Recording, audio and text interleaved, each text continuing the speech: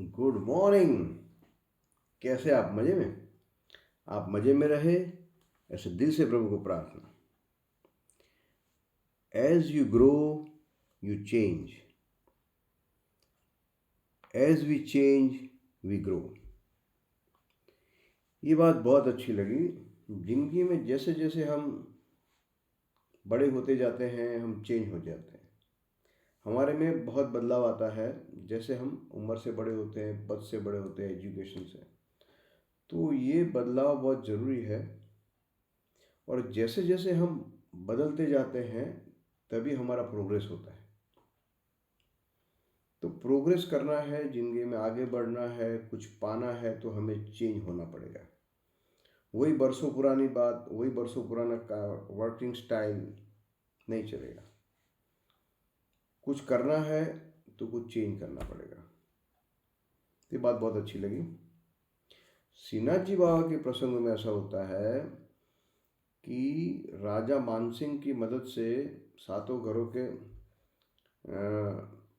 कार्य पूर्ण होते हैं और राजा आस्करण जी के मदद से अन्नकूट की तैयारियां होती हैं। तो सातों स्वरूप को गोकुल से गोपालपुर लाया जाता है।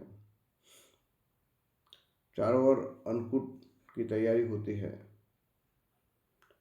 सब सामग्री बनाई जाती है।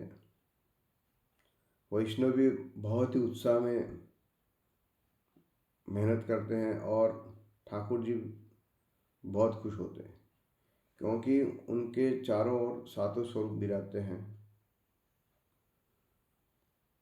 और उनको भी द्वीप कल्प का उनको याद आ जाता है। गोसाई जी भी बहुत खुशी खुशी अन्नकूट की सामग्रियाँ ठाकुर जी को आरोगाते हैं और चारों ओर हर्ष उल्लास हो जाता है। फिर सातों स्वरूप को फिर से गोकुल में वापस लाते हैं, वहाँ पधराते हैं और नवनीत प्रिया जी के साथ में फिर से लघु अन्नकूट होता है। ये सब बात है 1541 की कार्तक सुद एकम की। तो इस तरह ठाकुर जी का मनोरथ पूरा होता है और चारों ओर खुशी खुशी हो जाती है। इतने में एक दूसरा एक प्रसंग सामने आता है कि वृंदावन में 4-5 वैष्णव सत्संग करते बैठे होते हैं।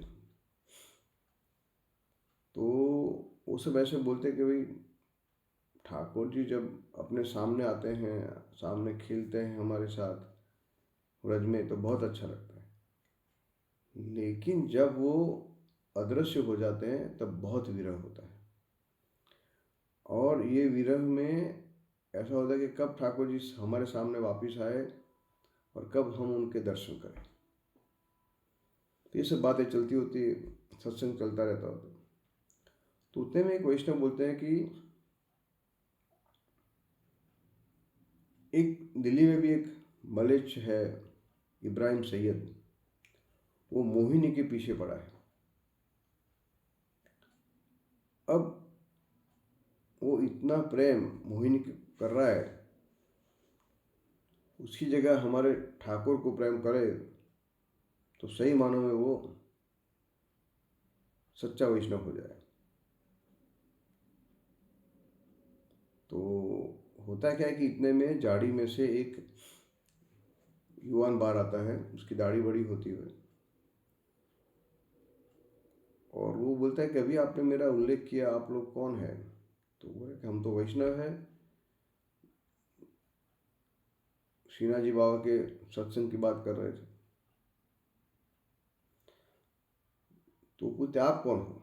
तो मैं इब्राहिम सैयद हूँ, मैं दिल्ली का सरदार था और हम लोगों ने बादशाह के सामने विद्रोह किया था और वो उसमें विद्रोह में मैं हार गया, तो भी मैं कैदी हूँ और वहाँ से भाग के इधर आया। और आपने कुछ अभी सीजी बाबा की बात करी कि वो बहुत ही सुंदर है और मेरी मोहिनी से भी सुंदर है। तो मुझे उनके दर्शन करने और वो मुझे समझे, मेरी रसिकता को समझे, ऐसी इच्छा है। तो आपके जो प्रभु है कहाँ रहते हैं? तो बोलते कि सीधी बात है, यहाँ वृंदावन से आप मथुरा जाइए, मथुरा से गोकुल, गोकुल से गोपालपुर जाइए, वहाँ पे है। तो रसखान जी बोलते कि मुझे उनकी छवि दीजिए, छवि बताइए। तो फिर वैष्णव को ठाकुर जी का स्वरूप की छवि देते हैं। वो देख के रसखान जी भाव विभोर हो जाते हैं कि क्या प्रभु का स्वरूप है, क्या उनका प्रेम भरा स्माइल है, और वो स्वरूप के पीछे पागल हो जाते हैं। तो वो बोलते हैं कि आपने मुझे ये बहुत अच्छा भगवान का स्वरूप दिया, मैं आपका शुक्रिया बोलता हूँ। तो वैष्णव बोलते हैं हमारा शुक्रिया करने की जरूरत नहीं है, बस आप आज से हमारे ठाकुर के प्रेम में पड़ जाइए, तो आपकी ज़िंदगी सुधर जाएगी। और आज से आपका नाम इब्राहिम नहीं लेकिन रसखान हम ले रहे हैं, तो आप आज से रसखान के नाम से जाने जाएंगे। तो रसखान जी खुश होते होते ठाकुर जी की छवि लेके निकल पड़ते हैं और एक पद गाते हैं। तो ही मानिनी ते हियो होरी मोहिनी मान, प्रेम देव की छवि ही लखी भये मियाँ रसखान। तो रसखान जी ने बहुत सारे पद श्रीनाथ जी बाबा के लिए गाए हैं, वो अपने आगे देखेंगे। आज का आपका दिन बहुत अच्छा रहे, मस्त रहे। जय Shri Krishna, good day, all the best.